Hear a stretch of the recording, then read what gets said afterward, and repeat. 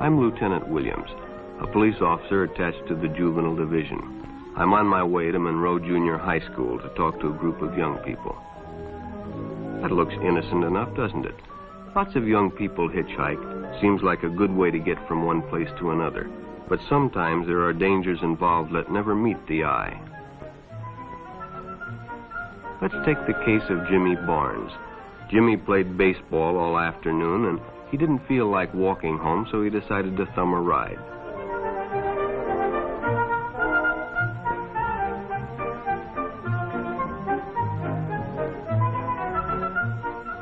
He'd done it 100 times before, and he didn't think anything was unusual when the driver struck up a friendly conversation. In fact, he seemed like a real nice guy. He asked Jimmy if he played baseball in the park often. Jimmy told him they practiced 3 times a week and played a rival group on Friday afternoon. The stranger was a good listener, too, and it only seemed minutes before they pulled up in front of Jimmy's house.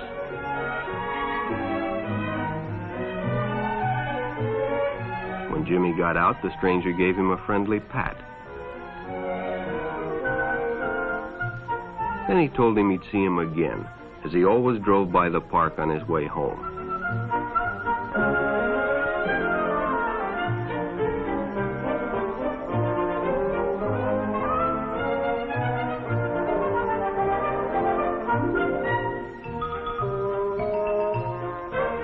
Sure enough, the following day, when Jimmy finished playing ball, well, the man was there waiting.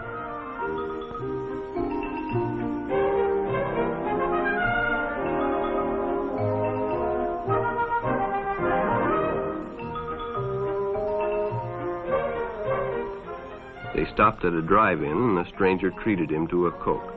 During their conversation, he told several off-color jokes, but Jimmy had heard others before, and well, it made him feel big to so easily win the confidence of an older person.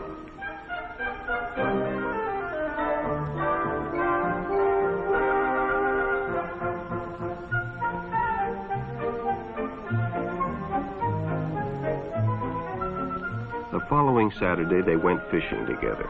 By now, they were using first names. Ralph said it was more friendly.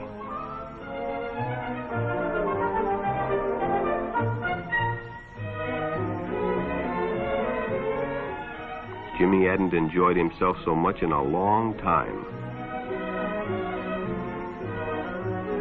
Then during lunch, Ralph showed him some pornographic pictures. Jimmy knew he shouldn't be interested, but, well, he was curious. What Jimmy didn't know was that Ralph was sick, a sickness that was not visible like smallpox, but no less dangerous and contagious, a sickness of the mind. You see, Ralph was a homosexual, a person who demands an intimate relationship with members of their own sex. But by now, Jimmy felt a fondness for Ralph, and they continued to go places together. Ralph was generous and took Jimmy many interesting places and did many nice things for him. He bought presents and even gave him money, but payments were expected in return. You see, Jimmy hadn't recognized Ralph's approach soon enough. When Ralph first asked Jimmy to go fishing alone, he should have discussed it with his parents or teacher. Finally, Jimmy told his parents, and they reported it to the juvenile authorities. Ralph was arrested, and Jimmy was released on probation in the custody of his parents. But all homosexuals are not passive. Some resort to violence, as in the case of Mike Merrick.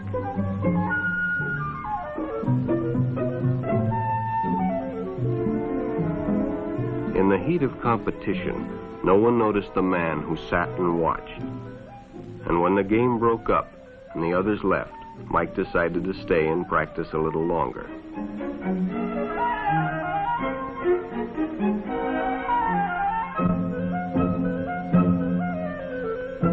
The stranger joined him. He was friendly and, well, it was better than playing alone. But after a few shots, Mike realized he had already overstayed his time and suggested he better leave. The stranger told him if he'd like to stay longer, he'd be glad to drive him home when they finished. Sounded great to Mike. Chance to play longer and get a ride home, too.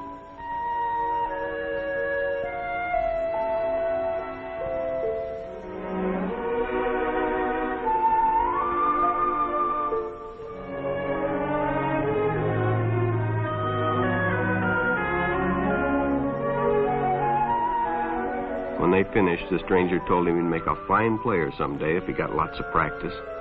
The companionship, the praise, the friendly attitude dispelled any misgivings Mike might have had about going with a stranger. He probably never realized until too late that he was riding in the shadow of death. But sometime that evening, Mike Merrick traded his life for a newspaper headline.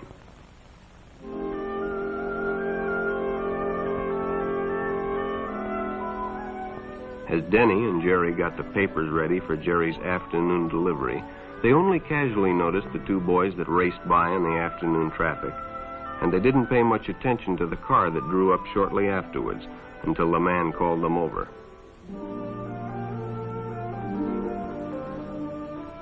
Had two boys been by on bicycles? The boys nodded they had. Could they recognize them if they saw them again? Well, Denny guessed he could. Then hop in, the man said. Those are stolen bikes. Without giving it another thought, Denny got in and the car sped away. Jerry watched. He'd been told many times, if a friend got in a car with a stranger, to write down the license number. It didn't seem to apply, but, well, fortunately, he marked it down.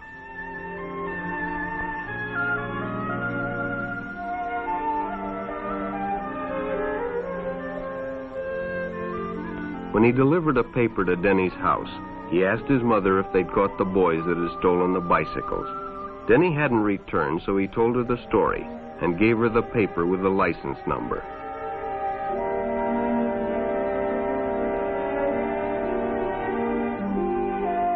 Being a careful parent, she decided to call the police. Jerry supplied the necessary information, and the stranger's car was quickly spotted. It was a good example of how important it is to always get the license number and description of any stranger who takes a young person off alone, no matter what they tell you.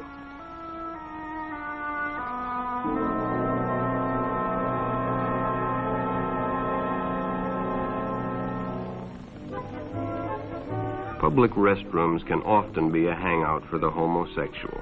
Bobby and his friends hadn't noticed the man who had been in the restroom when they changed, and as it was late, he suggested they take the shortcut under the pier, but the others preferred to take the more traveled way home.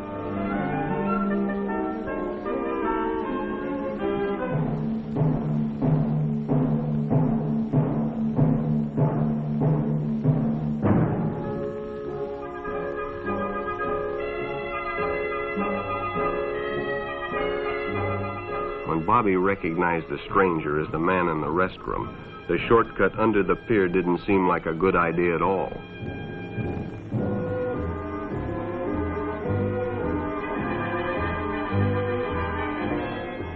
After all, it's more fun to stay with your friends anyway.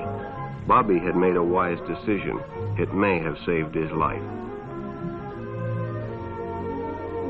The decision is always yours, and your whole future may depend on making the right one.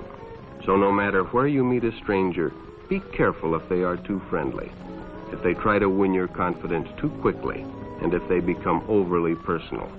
One never knows when the homosexual is about. He may appear normal, and it may be too late when you discover he is mentally ill. So keep with your group, and don't go off alone with strangers unless you have the permission of your parent or teacher.